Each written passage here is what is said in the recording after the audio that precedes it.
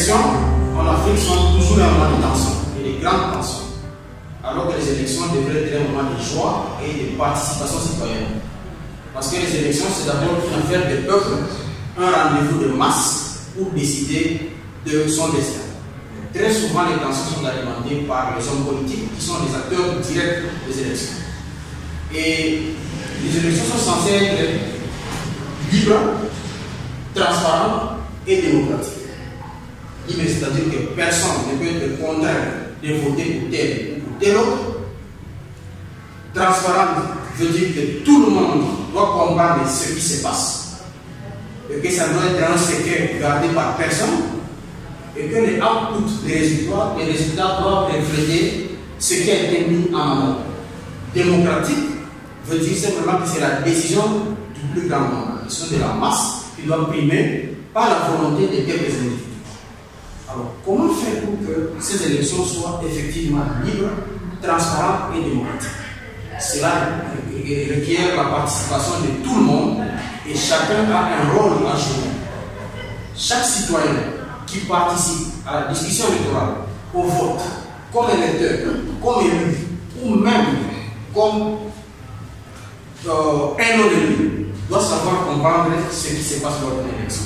C'est un peu comme si vous participez à un jeu sans comprendre les règles de ce jeu-là. Finalement, vous êtes irresponsable. Et la responsabilité citoyenne veut que chacun puisse comprendre c'est quoi une élection, comment elle se passe et comment elle finit. Voilà pourquoi ce programme essaie d'expliquer les différentes phases d'une élection. Et très souvent, nous cristallisons notre attention au moment du vote, qui ne dure qu'un jour ou quelques heures. Alors qu'en réalité, c'est un processus. C'est pour ça qu'on appelle ça un processus électoral.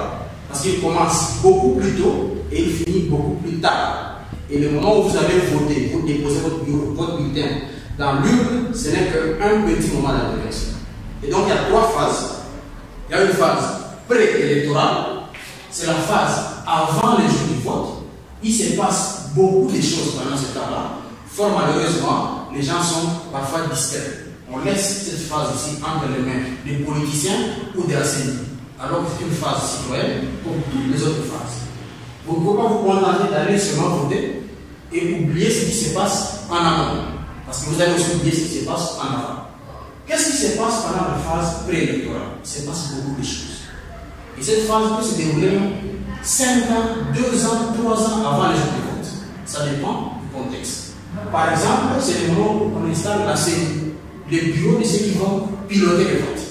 C'est important que lorsque ce débat se fait, que chacun puisse voir, participer au débat, comprendre comment est-ce qu'on désigne des personnes à la CENI, pour savoir si les personnes qui sont désignées sont arrivées selon le nombre ou pas.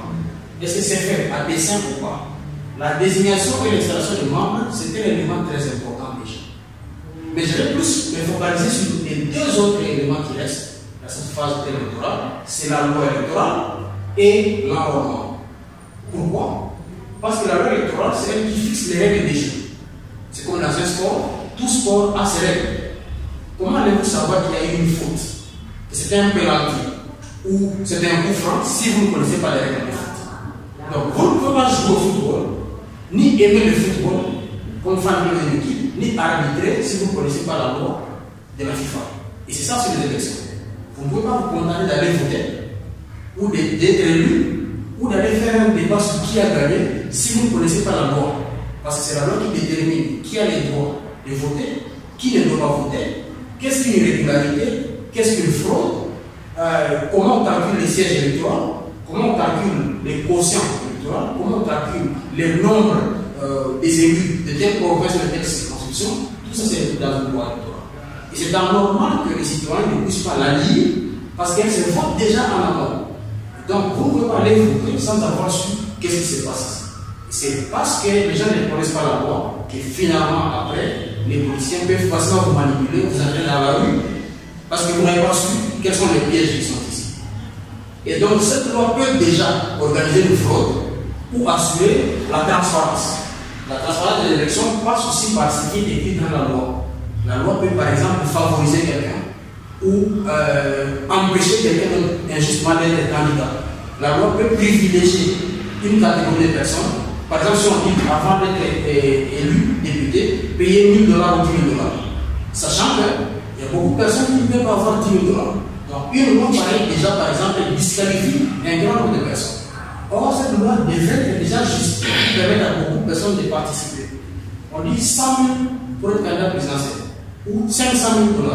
On sait qu'on peut déjà écarter beaucoup de personnes, ne fût-ce que par une phrase qui est dans une loi. C'est important de la connaître. Il y a l'enrôlement des électeurs. Une phase très importante et très déterminante parce que ce n'est pas juste le fait de compter ou d'enregistrer les personnes qui vont voter. C'est vrai que cette phase d'enrôlement permet de savoir qui vote, bien que tout Congolais ait le droit de voter. Il faut avoir l'âge requis, la majorité, ne pas être membre des forces armées ou de la police, ne pas être un fou, par exemple.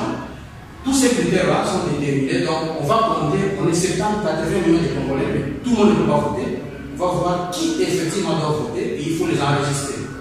Quand on les a enregistrés, on fait une liste pour savoir qu'on a autant de personnes qui ont le droit de voter.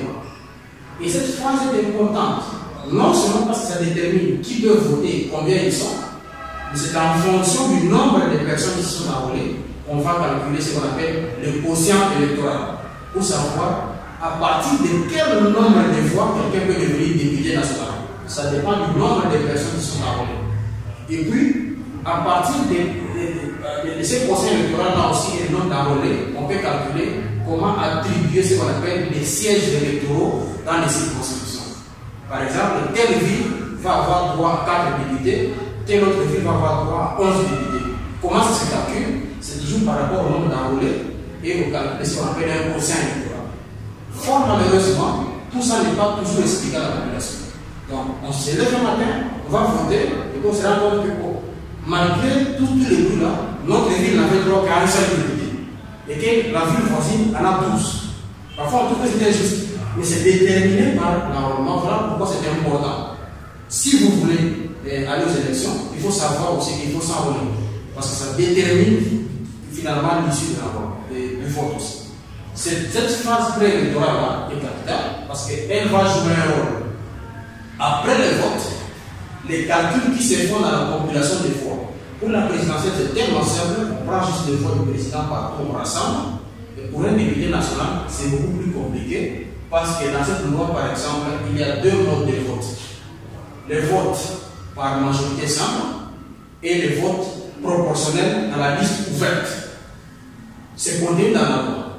C'est-à-dire que cette loi vous permet d'éliminer tel ou tel autre. Vous pouvez avoir eu 33 000 voix au bureau, mais puisque ce n'est pas sur une liste, vote proportionnel à la liste ouverte, vous vous levez un matin, vous pouvez voir qu'il y avait 18 000 voix et élu. Très souvent on dit, oh, c'est un député nommé. Non, parce que les calculs qui sont prévus dans cette loi ici ne sont pas expliqués à tous ceux qui votent. Donc il est possible, d'après notre loi, que vous qui avez 20 000 voix dans votre circonscription, vous soyez écarté et que quelqu'un d'autre qui en a eu 15 soit entraîné par la voix de sa liste et de proclamer élu. Et c'est lorsqu'on a compris ça, que c'est très facile si quelqu'un vous dit qu'on a volé une voix, sans vous expliquer il était sur quelle liste, sa liste avait combien de voix. Et parce qu'il y a un seuil qui est prévu dans cette loi, on dit si vous n'avez pas atteint le 1% des votants, on supprime votre liste. Donc, tout cela, si ce n'est pas expliqué facilement, il peut y avoir des violences électorales après le vote, parce qu'on a amené la masse à aller réclamer quelque chose sans lui expliquer le piège qu'il y a. Fort malheureusement, ici, les citoyens ne participent pas, personne n'explique aux citoyens, mais c'est à la fin qu'on vient nous chercher pour aller défendre le vote ou la vérité des autres. Alors, on peut poser comme j'expliquais, quelles sont les règles du jeu. Voilà pourquoi cette phase est tellement importante, c'est une phase citoyenne, que souvent nous négligeons et nous ratons, et nous nous contactons de la deuxième phase, la phase électorale. La deuxième phase, c'est la phase électorale proprement dite. C'est la phase qui se déroule généralement en 24 heures ou en quelques heures. Les jours du vote. Ça commence le matin, ça se clôture le soir.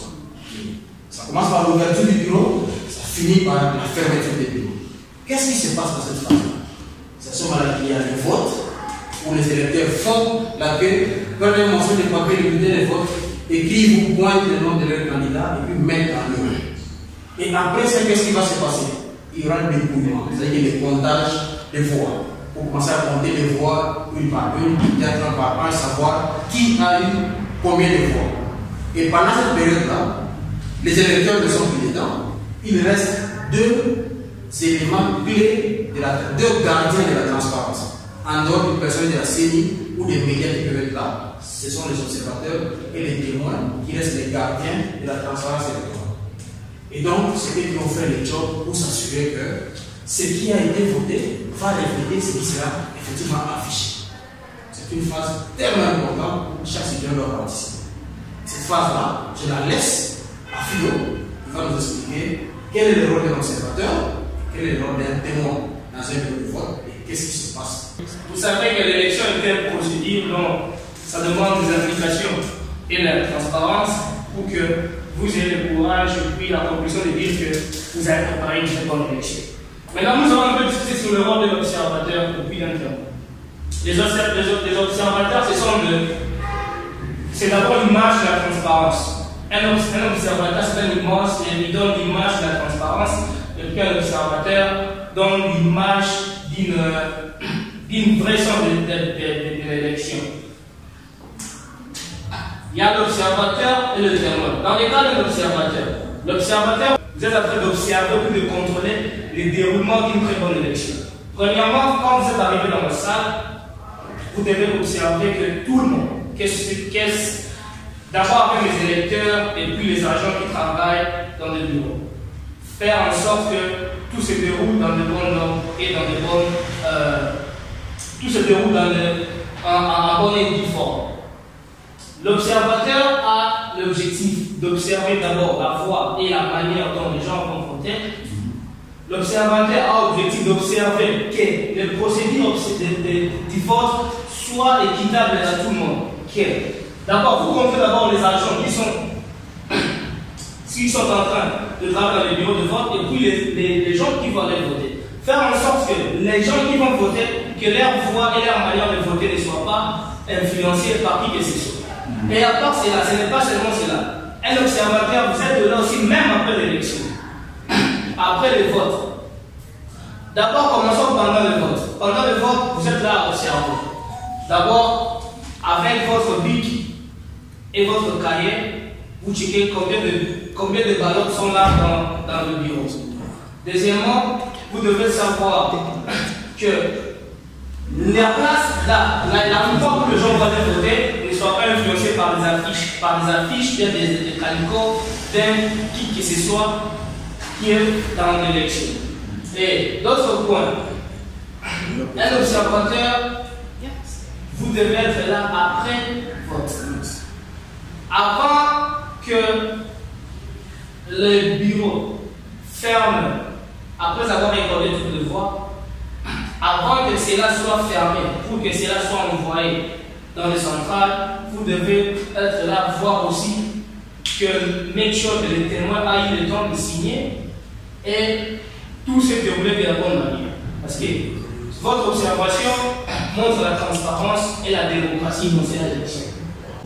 Et vous verrez qu'un observateur ils ont presque des rôles un peu presque similaires, mais un observateur est un peu plus au-dessus parce que sans un observateur, vous pouvez observer qu'il y aura, sans votre mot à dire, ou bien sans votre appui, on peut constater on peut dire que l'élection n'a pas vraiment eu le temps, n'a pas vraiment eu cette transparence que les gens cherchaient. Je pense que pour ne pas prendre assez de temps, c'est ça aussi un rôle de l'observateur. Et avant les élections, avant même la clôture du bureau, un observateur doit être là, make sure, pour s'assurer que, avant de fermer ce qu'on appelle en anglais les ballots, les bulletins de vote, avant que cela doit être fermé, un observateur doit être là. Et un témoin aussi doit être là. Et un témoin va signer. Et un observateur va être là pour observer, voir que si un témoin a signé, les trucs de parti, ils signent tous, et puis le chef du bureau présentera le nombre de ballots qui sont là, et puis fermer ça devant les observateurs. En comptant aussi la signature de témoins qui sont comme le signe de la transparence de cette élection. Je vais m'amener plus sur les témoins. C'est quoi les témoins? Quelle est l'importance des témoins? Les témoins c'est un homme de confiance des candidats. Si vous êtes candidat, vous devez d'abord choisir les témoins. Et ces témoins-là doivent être un homme de confiance. Le nombre de centres de vote, c'est le nombre de témoins que vous devez déployer pour avoir l'exactitude des résultats, pour ne pas plus tard crier ou plaider, on a tripoté mes résultats. C'est-à-dire quoi? Si vous avez, par exemple, 150 bureaux de vote, je vous assure que vous devez avoir aussi 150 témoins. Les témoins, c'est une personne qui ne dépend pas directement de la CENI, mais c'est une personne qui dépend directement du candidat. Donc le candidat a intérêt de choisir une personne de son obédience d'abord, une personne digne, de confiance, et une personne qui n'est pas manipulable. Alors, une fois dans les centres de vote, le témoin est là, après le vote, après que la population ou les membres votent, le témoin est là, il constate tout et il a l'obligation de signer le PV de vote de tous les candidats. Sa signature est importante et il a aussi l'obligation de prendre une copie avec lui. Cette copie lui permettra de donner à son candidat, parce qu'il y a d'autres candidats qui sont un peu organisés, ils ont leurs machines qui peuvent calculer déjà dans les états-majors.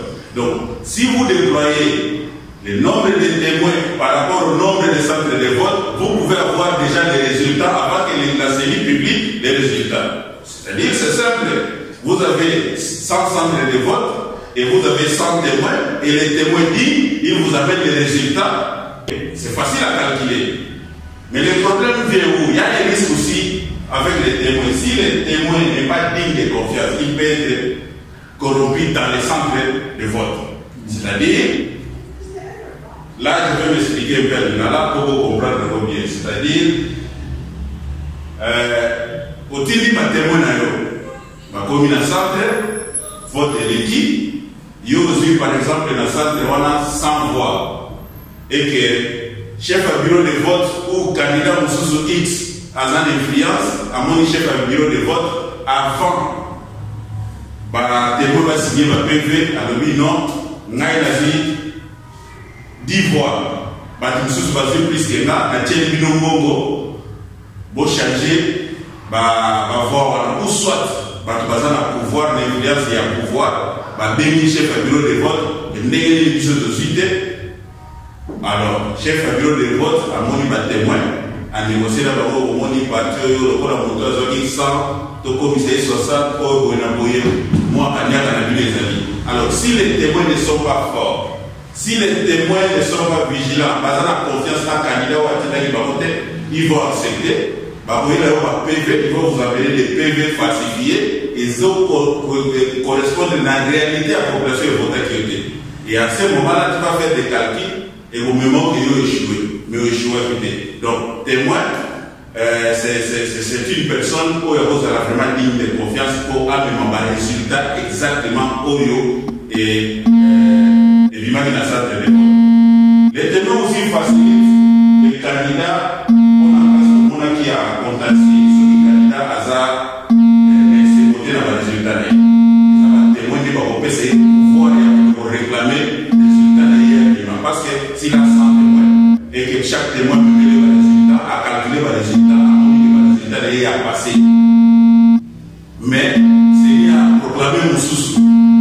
Donc, et vous pouvez ça témoin pouvoir avoir, et vous pouvez ça parler au candidat pouvoir récolter pour rassembler le résultat témoin pour acquérir, pour réclamer un cours constitutionnel pour résoudre dans l'étape de mon acte à contentieux. Donc, pour que les candidats aient cette force, il y a aucune étape qu'on a contentieux, c'est les témoins qui lui donnent cette force-là. Parce que les témoins ont cette force-là.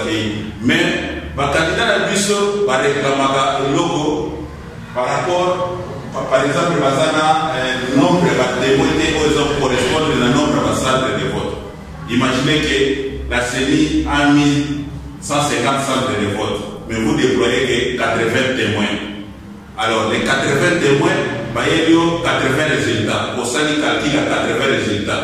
Mais les restes sur 150, 70 centres aux en voté. Donc, on le sait bien, on tient la ligne minimum à Congo. Alors, on va déclarer que Natania qui, par exemple, il y a masse, parce que les témoins, donc c'est difficile de réclamer quelque chose si vous n'avez pas de témoins dans ces centres. Les années, la responsabilité, il y a la personne qui va choisir comme témoin, il y a la personne fiable, la personne digne et la personne incorruptible. Mais dans un candidat, on vous demande de mettre les témoins dans tous les centres de vote pour lobby, pour que les témoins vont vous amener des résultats pour vous permettre de binôme de réclamer s'il y a à réclamer. Alors, bandeko oya ozala témoin zala mutemake na ke osala musala témoin pona mema ba résultat oyo batindelinga tika correction. Après la phase 2, qui est la phase électorale, comme expliqué par Philippe, qui se termine par la fermeture des bureaux de vote et la publication de ces résultats partiels, tous les résultats des différents bureaux de vote vont être envoyés à ce qu'on appelle centre local de population. Une autre procédure qui commence. Pendant ce temps-là, les électeurs ont disparu, mais le processus continue. N'oubliez pas qu'on avait dit que c'était un processus et ce n'était pas juste un événement. La suite continue. Qu'est-ce qui va se passer? C'est qu'il y aura une publication des résultats provisoires par la CENI lorsqu'on a remonté tous les résultats jusqu'au bureau central de la CENI. Ils vont donner les résultats provisoires et permettre à chacun de pouvoir contester les élections. De dire, moi je pense que je ne suis pas d'accord avec vos résultats. Donc c'est le temps de contentieux, le temps de la discussion, la confrontation entre ce que la CENI pense et ce que chaque candidat pense. Quelqu'un peut dire, je prends note. L'autre dit, je ne suis pas content, je pense qu'il y a une tricherie. On est ici. Et très souvent, ici, on va inviter la population à entrer en jeu, à soutenir celui qui dit qu'il a perdu. Mais les contentieux électorales ne vont se discuter qu'en tenant compte de la loi électorale. On a vu ça à la phase préélectorale. Vos complaintes, vos réclamations doivent se conformer à ce que la loi disait et à ce que la loi interdisait.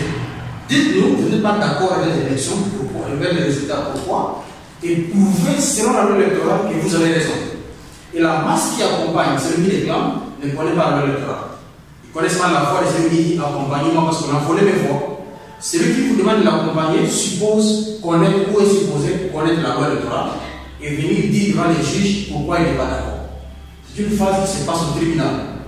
Devant les juges, il est supposé que la CENI doit déposer ses preuves pour dire voici comment j'ai calculé les voix de l'individu X.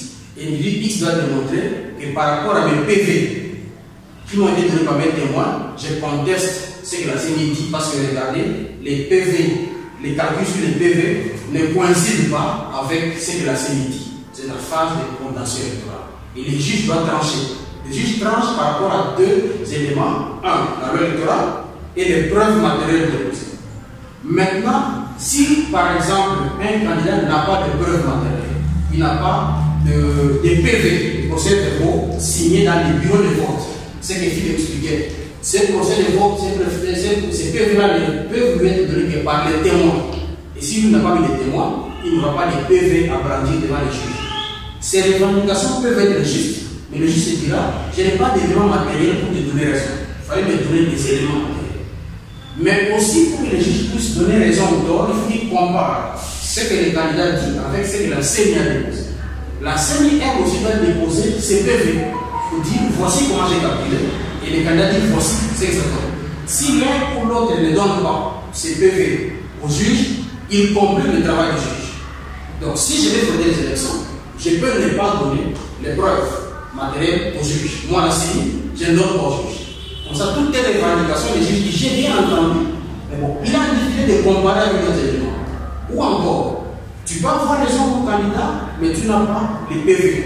Et donc, tu me facilites moi la tâche, moi la CENI, même si j'avais triché ou pas, devant les juges, il dira j'ai entendu, mais je ne sais pas te donner raison parce que tu n'as pas d'éléments matériels à part les autres.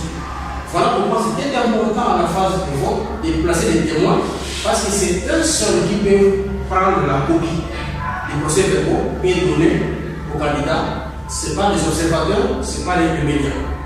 C'est là où ça devient important. Et c'est après les contentieux, lorsqu'on a vidé la discussion par rapport aux contestations, que finalement la Cour constitutionnelle pour le président, ou les autres cours vont, la Cour de cassation pour les députés, je crois, provinciaux, mais les députés nationaux et les présidents, c'est la Cour constitutionnelle qui va proclamer les résultats définitifs. On dit, bon, la CNR est proclamée, on a donné le temps que vous puissiez contester, vous avez contesté, vous êtes allé au tribunal, j'ai reçu les rapports des juges, maintenant voici les derniers résultats définitifs, c'est tel qui a gagné, c'est tel qui a perdu, et c'est là que se clôture la phase post-électorale. L'objectif des élections, comme on l'a vu dans tous ces processus, qu'est-ce que l'on recherche? Pourquoi on a mis les témoins? Pourquoi on met les observateurs? Pourquoi il y a une loi? C'est pour chercher une transparence. Élection libre, transparence et démocratique. Ce qui a été fait doit refléter ce qui va sortir. Et le grand problème des élections, c'est la fraude. Le grand danger. Parce que la fraude annule tout ça. Dès qu'il y a fraude, les élections ne sont plus libres, transparentes et démocratiques. Et cette fraude peut intervenir à tout moment. C'est pour ça qu'on a séparé les phases pour montrer ce qui se passe. Parce qu'à tout moment, une fraude peut intervenir. La fraude peut intervenir avant les élections, avant le vote. On a dit le vote, c'est la phase 2 qui se passe en 24 heures, mais la fraude peut intervenir déjà avant. Comment? Par exemple, en gonflant le nombre des enrôlés, ou en diminuant le nombre des enrôlés, ou encore en distribuant, en enrôlant de manière non indépendante. C'est-à-dire, je sais que tel candidat a son fief électoral, il peut être fort dans telle province. La CENI peut faire un effort d'enrôler moins de candidats. Comme ça, il y aura moins de personnes qui vont voter.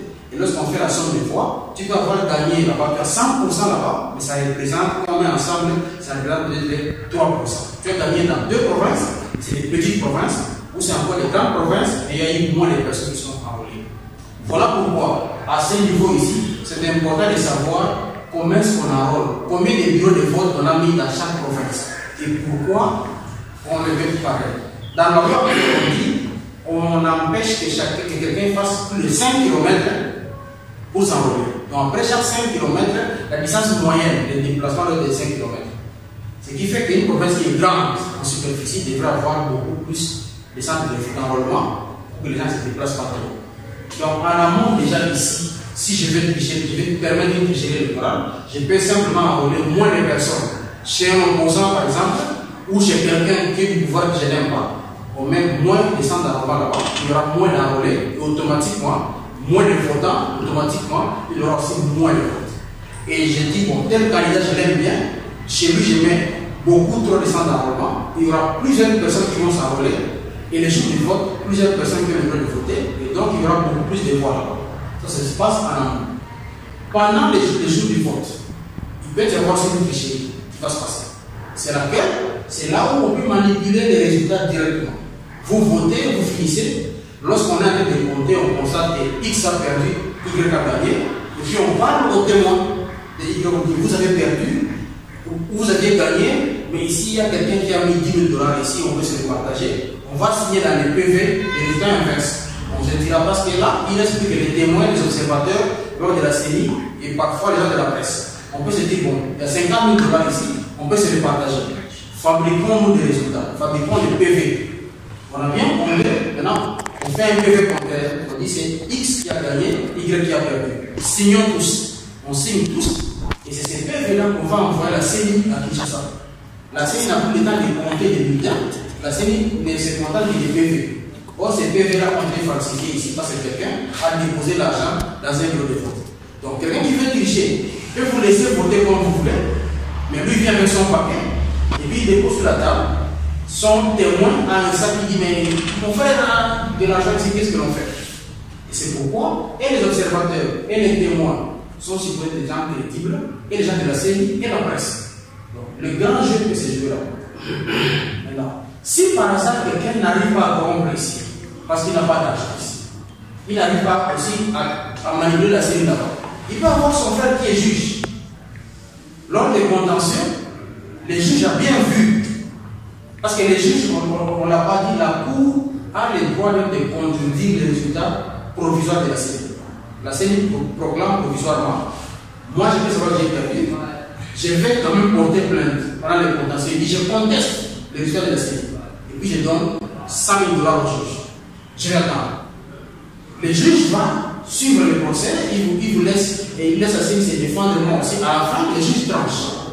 Or, quand le juge a tranché, le dossier se clôture là.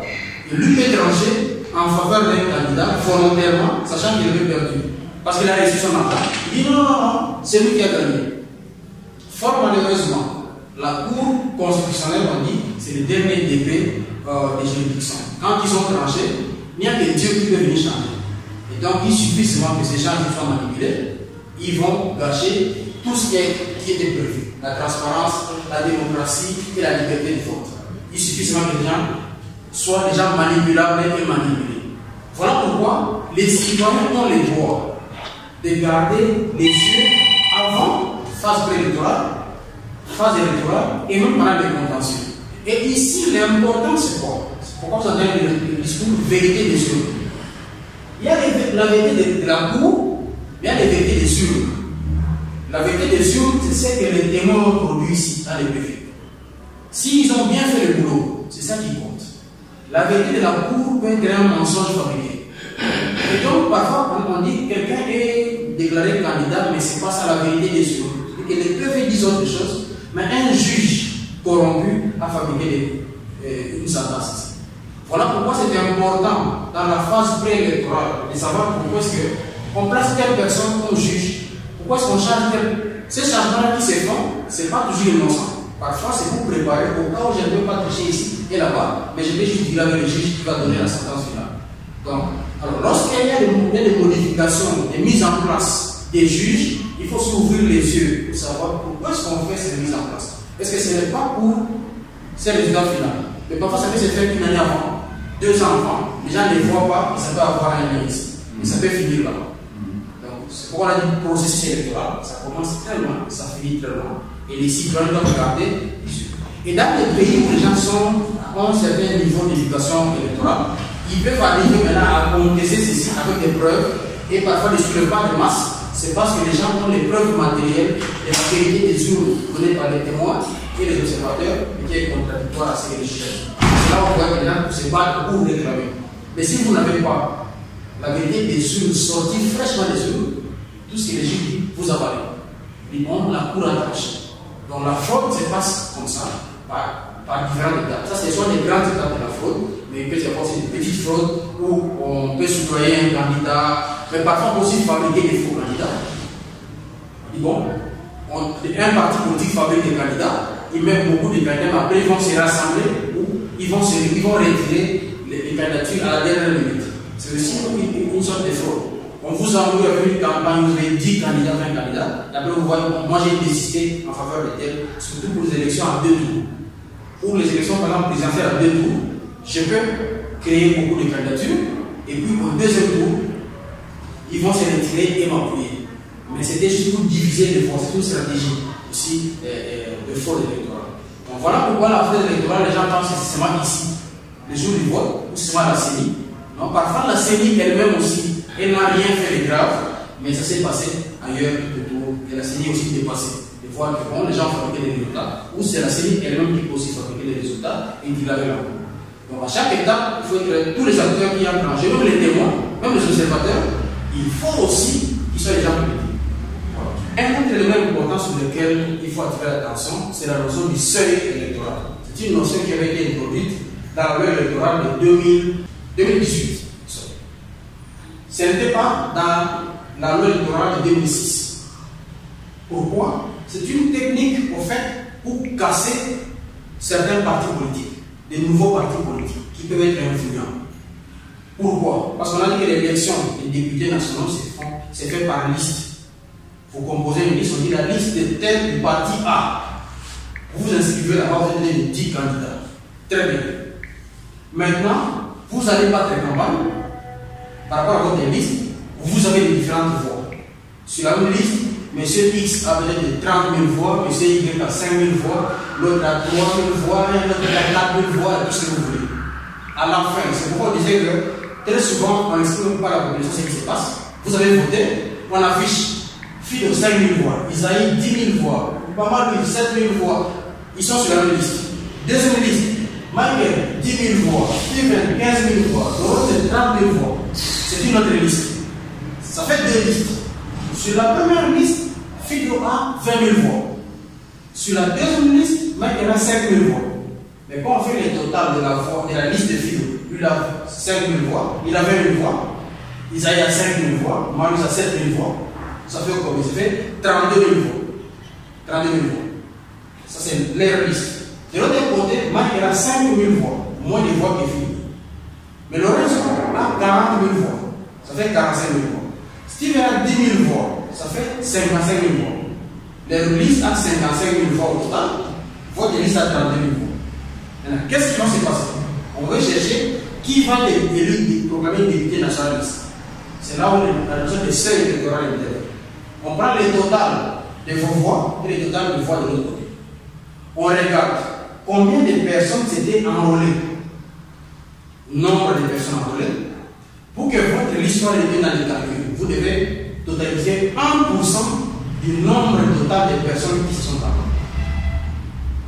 Donc, si on prend la liste des partis politiques A, parti politique B, si tous vos candidats ne totalisent pas, la somme ne donne pas 1% du nombre total d'enrôlés, on prend votre liste, on la chiffonne, on jette.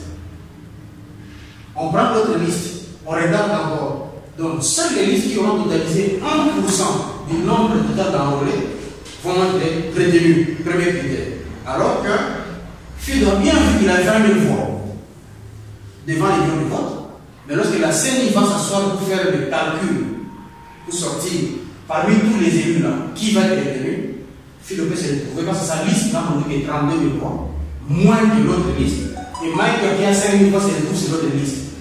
Donc ta liste est déjà déplacée, sa liste reste en course. Mais lui n'avait que 5 000 voix. Maintenant, on va regarder combien de députés sa circonscription devait avoir. Si c'est 3 députés, donc 1, 2, 3, tous sont élus. Si c'est seulement 2 députés, on dit bon, comme il y a que 2 députés, l'un doit tomber. On commence dans leur liste qui a le plus de voix. Le reste, 40 000 voix, tout reste. Qui d'autre? C'est 10 000 voix. Alors, donc les derniers, lui va tomber. Vous verrez que par cette technique, on a écarté Michael parce qu'il a 5 000 voix. Mais on a écarté Fido aussi qui a eu 20 000 voix. Mais Steve en avait 10 000 voix les restés. Pourquoi? Parce que la liste de Fido était déjà écartée. Parce qu'ils n'ont pas atteint le seuil électoral de 1%. Mais les listes qui sont restées, parfois il y a beaucoup de personnes qui ont moins de voix de la totalité à donner 1%, ils sont restés en course. Et donc on va aller prendre encore. Et quelqu'un vous dira, n'allez pas, moi j'avais déjà 20 000 voix, pour mon avis, tout mon avis. Mais c'est bien vous proclamer, moi ça a 5 000 voix, il y a une tricherie. Non. En fait, c'est une tricherie qui est incorporée dans la loi électorale. C'est une tricherie en amont, dans la loi. On a mis ça parce qu'on savait qu'on peut écarter certaines personnes influentes. Toi, tu viens de créer ton parti là. Tu es tellement connu, mais les gens qui viennent adhérer, ils ne sont pas très connus. Ils ne vont pas amener beaucoup de voix. Moi, et Bama Sarana, nous avons déjà représenté politique. C'est une liste. Donc, moi, je vais amener 30 000 voix, 8, 30, 40 000. Toi, tu as 40, mais tu es soutenu par des personnes qui ont 2 000 voix, ce sont des jeunes et tout. Donc, ta liste là, tu l'as comprimée. Vous n'atteignez pas un seuil, tu es parti. Ça, c'est la première technique par rapport au seuil. Le quotient électoral est encore l'un des filtres aussi. Ici, c'est pour calculer l'attribution des sièges par circonscription. Ça se fait à deux étapes. Première étape, ça c'est pour les députés nationaux. C'est pourquoi les votes est beaucoup plus compliqué que les votes des présidents. C'est très facile de surveiller les élections présidentielles et les élections de députés. Et c'est là aussi qu'il y a beaucoup de fraudes. Beaucoup trop de fraudes. Parce que la CENI travaille à ces calculs ici sans que nous comprenions. Et tout peut se passer. Maintenant, comment attribuer les sièges de bureau? Vous savez qu'Aïdio va avoir cette députée à Kisangani 4. Comment? Ça commence par le calcul du quotient. Il faut sortir le quotient électoral. On prend le nombre des élus nationaux, des électeurs. C'est pour ça que l'enrôlement, c'est une étape clé. Combien d'électeurs on a sur le plan national? On prend tous les nombres par les 500 sièges de l'Assemblée nationale. Parce qu'il n'y a que 500 députés. On prend nombre, le quotient électoral. C'est calculé par cette formule. On prend les nombres total d'enrôlés. Toutes les personnes qui sont enrôlées, on divise ça par 500. Ça donnera un certain chiffre. Si vous avez 50 millions d'enrôlés, et que vous divisez par 500, ça vous donne combien? 50 par 500, nous qui avons vieilli. Si vous avez 50 millions d'enrôlés, vous divisez par 500, ça vous donne 100 000. C'est ça les quotients électoraux. Ces chiffres-là deviennent un chiffre magique. Parce que c'est à partir de ces chiffres-là qu'on va calculer toute la chose. On retient les quotients électoraux. Maintenant, on va calculer pour savoir chaque circonscription aura combien d'élus. Vous pouvez être candidat comme vous voulez, mais il y a des nombres qui vont rester. Comment on va les calculer? On prendra maintenant les nombres des enrôlés d'une circonscription, on va diviser par les quotients électoraux. Maintenant, ça c'est le quotient électoral. Si on va à Ngandajika ou à Kinshasa, on peut savoir, Kinshasa doit avoir combien de députés.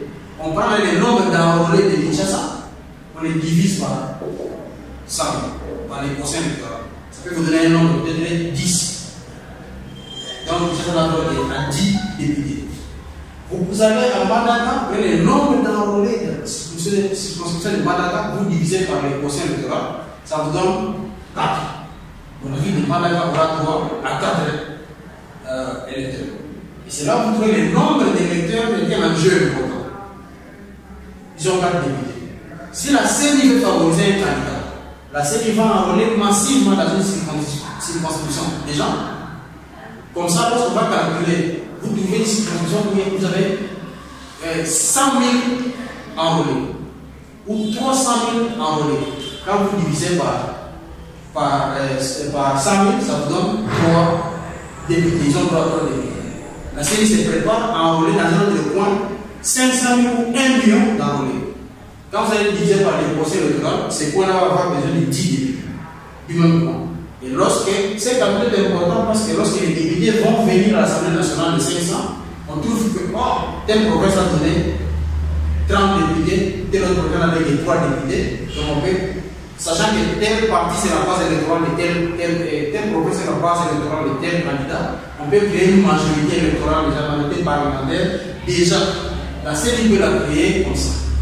En préparant l'enrôlement, cartographie, il sait qu'à la fin, ça donnera une majorité à tel point ou à tel autre point. Ce sera le calcul de la tricherie en amont des élections. Donc en réalité, notre loi doit bien corriger ceci pour éviter qu'on ait des élections truquées d'avance par la loi. Mais on dit que les élections doivent être libres, transparentes. Mais vous voyez ici, avec les quotients et les seuils, on annule la liberté et la démocratie. Quelqu'un qui a eu 10 000 fois peut ne pas être candidat, quelqu'un qui avait eu 3 000 est élu. Alors qu'il faut se une course libre. Si j'ai plus de voix que toi, je passe.